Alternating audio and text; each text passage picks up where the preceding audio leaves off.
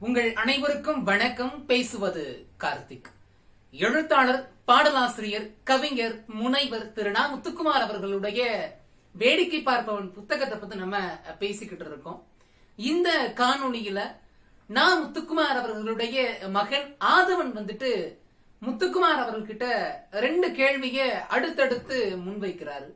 அந்த கேள்வியை கேட்ட உடனே நா. முத்துக்குமார் திக்குமுக்காடி போகிறாரு. இதுக்கு என்ன, எப்படி பதில் சொல்றது அவனுக்கு அப்படின்னு சொல்லிட்டு அந்த கேள்விய பத்தின கட்டுரை தான் அடுத்த கட்டுரை. நா. முத்துக்குமார் அவர்கள் இந்த கட்டுரைக்கு குட்டி புத்தரின் கேள்வி அப்படின்னு சொல்லிட்டு தலைப்பு வச்சிருக்கிறாரு. வாங்க அந்த கட்டுரை நம்ம கிட்ட என்ன மாதிரியான வாழ்க்கை அனுபவத்தையும் அவரு சந்திச்ச நிகழ்வுகளை நம்ம கிட்ட பகிர்ந்துக்க போறன்றத பார்க்கலாம். வாழ்க்கை அப்படிங்கிறது ஒரு மகா நதியை போல ஓடிக்கொண்டே இருக்கிறது.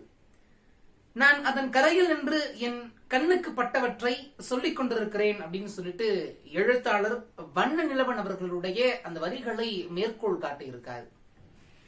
நா. முத்துக்குமார் இந்த கட்டுரையை எழுத ஆரம்பிக்கிறாரு. அப்ப மகன் ஆதவன் வேகமாக ஓடி வந்து, அப்பா என்னப்பா எப்ப பார்த்தாலும் எதையாவது எழுதிக்கிட்டே இருக்கீங்களே அப்படின்னு சொல்லிட்டு கேட்கிறாரு. அப்படி என்னதான் எழுதுறீங்க அப்படின்னு சொன்ன உடனே நா. முத்துக்குமார் அவர்கள் மகன் ஆதவனை அப்படியே அரவணைச்சு தலையை கோதி விட்டு, உங்க அப்பாவோட வாழ்க்கை வரலாற எழுதுறேன்டா அப்படின்னு சொல்றாரு. அடுத்து ஒரு குழந்தையினுடைய யதார்த்த கேள்வி அப்படி டக்குன்னு வரும் இல்லையா, அந்த மாதிரி ஆதவன் கேட்கிறாரு, அப்பா வாழ்க்கைனா என்னப்பா, வரலாறுனா என்னப்பா அப்படின்னு சொல்லிட்டு அடுத்தடுத்து 2 கேள்விகளை முன்வைக்கிறாரு மகன் ஆதவன். நா. முத்துக்குமார் அந்த கேள்வியை கேட்ட உடனே அப்படி திக்குமுக்காடி போகிறார். இதுக்கு என்ன பதில் சொல்லணும் அப்படிங்கிற மாதிரி நா. முத்துக்குமார் அவர்களுக்கு தெரியல. எப்போதும் போலவே ஒரு குழந்தை என்ன கேள்வி கேட்டதோ அந்த கேள்வியை மறந்துவிட்டு விளையாட போகும் இல்லையா, அது போலவே மகன் ஆதவனும் போகிறார். அப்ப நா. முத்துக்குமார் அவர்கள் என்ன பதில் சொல்றது அப்படின்னு சொல்லிட்டு திணறிக்கிட்டு இருக்காரு. அப்ப ஒவ்வொன்னா யோசிச்சு பாக்குறாரு. ஒரு குளத்துல கல் எரியிறோம். கல் எரிஞ்சக்கப்புறம் அந்த குளத்திற்குள்ள ஒரு வளையல் போன்ற ஒரு பிம்பம் ஏற்படும் இல்லையா, அந்த மாதிரி நா. முத்துக்குமார் அவர்களுடைய மனதிற்குள் மகன் ஆதவன் ஒரு கல்லை எரிந்து பார்த்திருக்கிறான். அப்ப நா. முத்துக்குமார் அவர்களுடைய மனம் சற்று கலங்குகிறது. அப்ப நிறைய படித்த அந்த வாசகங்கள் எல்லாம் நா. முத்துக்குமார் அவர்களுக்கு நினைவிற்கு தோன்றுகிறது. இருப்பதற்காக வருகிறோம், இல்லாமல் போகிறோம் அப்படின்னு எழுத்தாளர் ரகுலன் சொன்னதுதான் வாழ்க்கையா, இல்லனா எவற்றின் நடமாடும் நிழல்கள் நாம் அப்படின்னு மௌனியின் குரல் தான் வாழ்க்கையா, இல்லனா I think therefore I am அப்படின்னு பிரெஞ்சு பேரறிஞன் ரெனே டெஸ்கார்த்தே சொன்னதுதான் வாழ்க்கையா அப்படின்னு கேட்கிறாரு.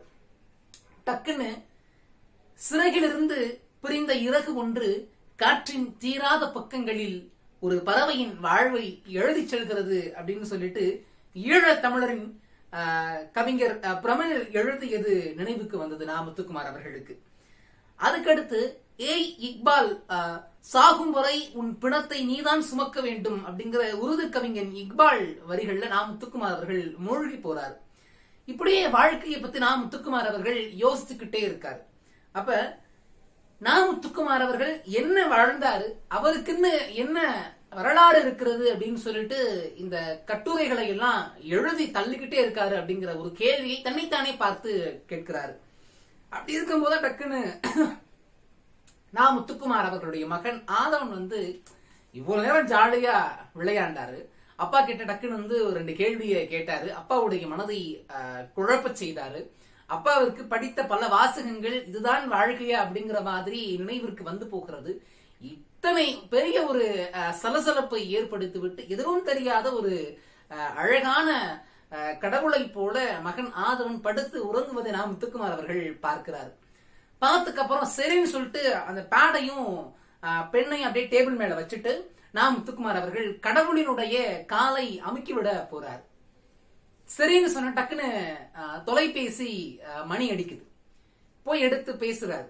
சார், இந்த வார விகடனுக்கான கட்டுரை வரல அப்படின்னு அந்த நிருபர் கேட்கிறாரு, ஆசிரியர் கேட்கிறாரு. கேட்ட உடனே நீங்க இப்ப அனுப்புனாதான் வந்து நம்ம டிராயிங் பண்ணி லே அவுட் பண்ணி வைக்க சரியா இருக்கும் சார் அப்படின்னு கேட்க, நா. முத்துக்குமார் அவர்கள் திரும்பி எழுத ஆரம்பிக்கிறார்.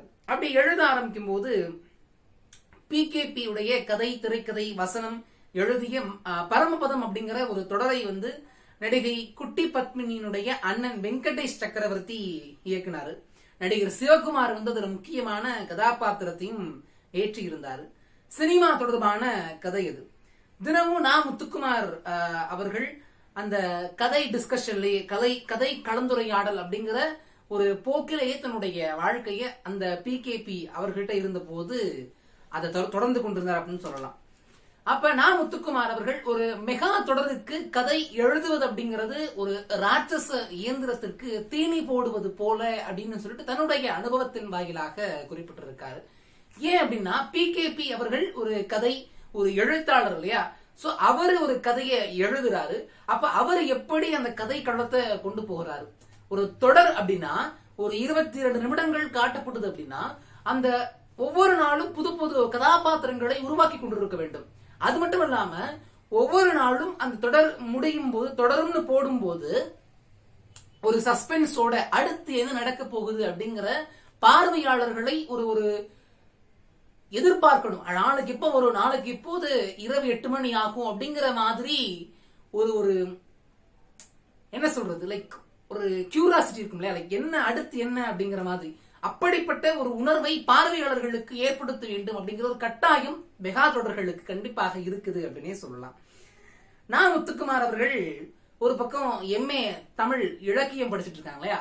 அப்படி இருக்கும்போது நா. முத்துக்குமார் அவர்களுக்கு மீண்டும் 2 குதிரையில் பயணிப்பது போல ஒரு உணர்வு ஏற்படுது.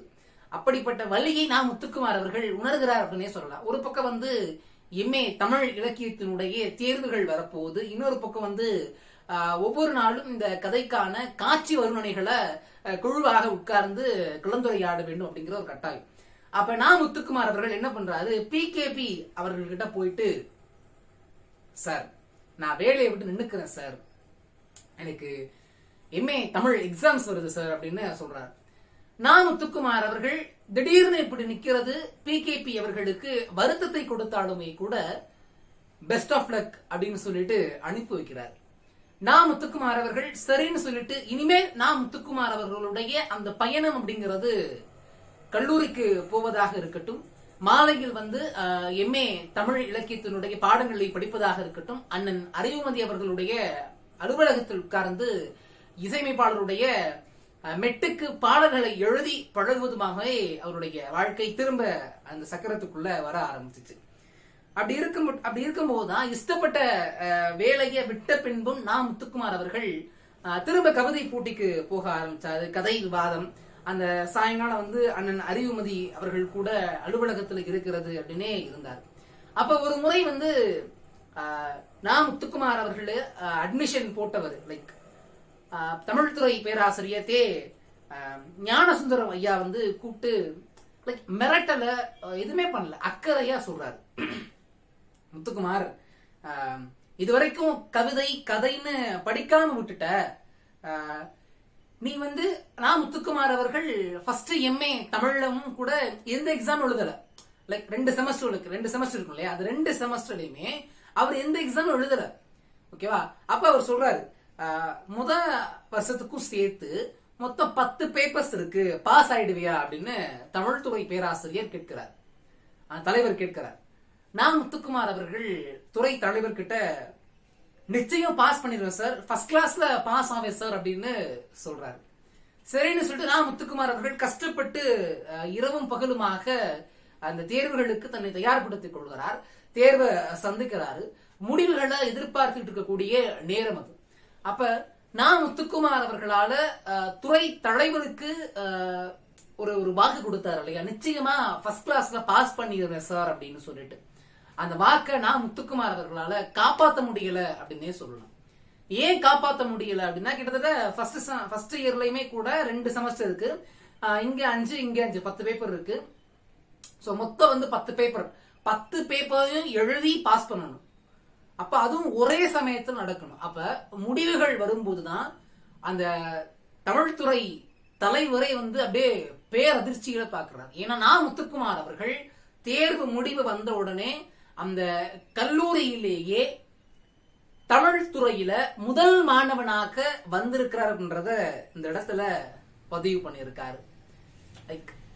ஒரு கலைஞன், ஒரு கவிஞன், ஒரு எழுத்தாளன், இல்ல யாராக இருக்கட்டும் சரி, ஒரு தனி மனிதனுக்கு கலையின் மீது தீராத காதல் வந்துருச்சு அப்படின்னா அவன் எத்தகைய வலியை சுமந்து கொண்டிருந்தாலும் தான் ஆசைப்பட்டு தேர்ந்தெடுத்த அந்த படிப்பில் அவன் கோட்டை விடமாட்டான் அப்படிங்கிறது நான் முத்துக்குமார் அவர்கள் மிகப்பெரிய ஒரு உதாரணம் அப்படின்னு சொல்லலாம். அவர் நான் ஃபர்ஸ்ட் கிளாஸ்ல பாஸ் ஆவேன் அப்படின்னு தான் சொன்னாரு. ஆனா தமிழ் டிபார்ட்மெண்ட்ல தமிழ் துறையில ஒரு முதல் மாணவனாக வந்திருக்கிறார்ன்றது கல்லூரியிலே முதல் மாணவன் அப்படிங்கிறது பெருமைப்படக்கூடிய ஒரு விஷயமாக இருக்கிறது. அடுத்த கட்டுரையில நான் முத்துக்குமார் அவர்கள் நம்ம கிட்ட இன்னும் என்ன மாதிரியான கருத்துக்களை கொண்டு சேர்க்கப்படுறத தொடர்ந்து இணைந்திருங்க, பேசுவோம். இன்னும் நான் என்ன புத்தகங்களை வாசிக்க வேண்டும், வேற என்ன மாதிரியான காணொளிகளை நம்ம பதிவு செஞ்சு இந்த பக்கத்துல பதிவிடலாம் அப்படின்றதையும் மறக்காம கருத்து பெட்டிகளை பதிவு பண்ணுங்க. இந்த காணொளி உங்களுக்கு பிடிச்சிருந்துச்சு அப்படின்னா உங்களுடைய நண்பர்களுக்கும் பகிர்ந்துக்கோங்க. முக்கியமாக புத்தகத்தை யார் படிப்பாங்களோ அவங்க கிட்ட இந்த காணொளியை கொண்டு போய் சேருங்க. நிறைய புத்தகங்கள் வாசிங்க, தொடர்ந்து வாசித்துக் கொண்டே இருங்க, தொடர்ந்து இணைந்திருங்க, பேசுவோம். நன்றி. வாழ்க தமிழ்.